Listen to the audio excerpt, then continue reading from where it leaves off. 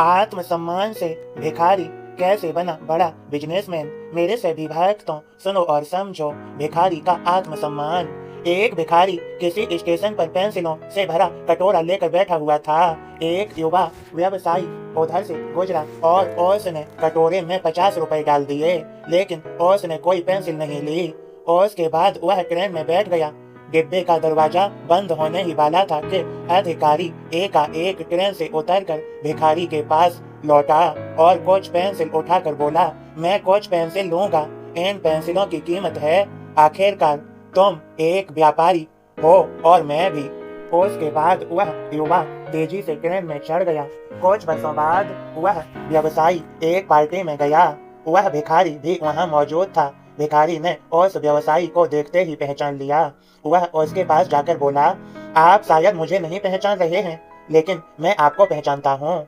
उसके बाद उसने उसके साथ घटी उस घटना का जिक्र किया। व्यवसायी ने कहा, तुम्हारी याद दिलाने पर मुझे याद आ रहा है कि तुम भीख मांग रहे थे, लेकिन तुम यहाँ सूट और टाई में क्या कर रहे हो?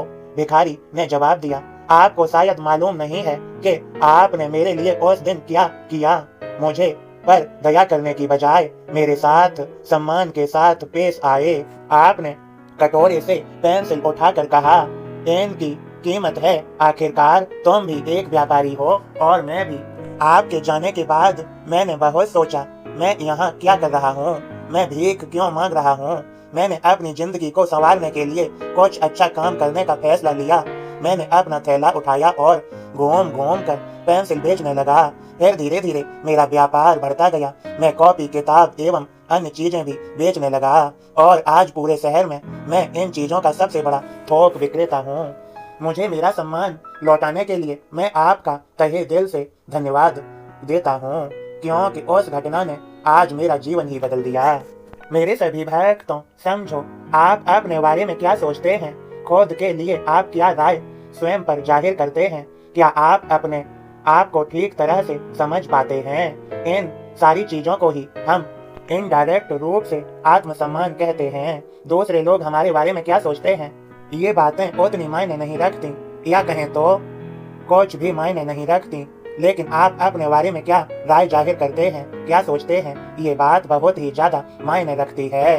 लेकिन एक बात तय है कि हम अपने बारे में जो भी सोचते हैं उसका एहसास जाने अनजाने में दूसरों को भी करा ही देते हैं, और इसमें कोई भी शक नहीं कि इसी कारण की वजह से दूसरे लोग भी हमारे साथ उसी ढंग से पेश आते हैं। याद रखें कि आत्मसम्मान की वजह से ही हमारे अंदर प्रेरणा पैदा होती है, या कहें तो हम आत्म प्रेरित होते हैं। इसलिए आवश्यक है कि हम अपने बारे में एक श्रेष्ठ राय बनाएं और आत्मसम्मान से पूर्ण जीवन जिएं।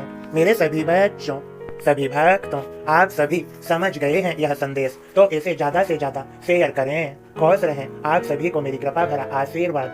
सबका मालिक एक।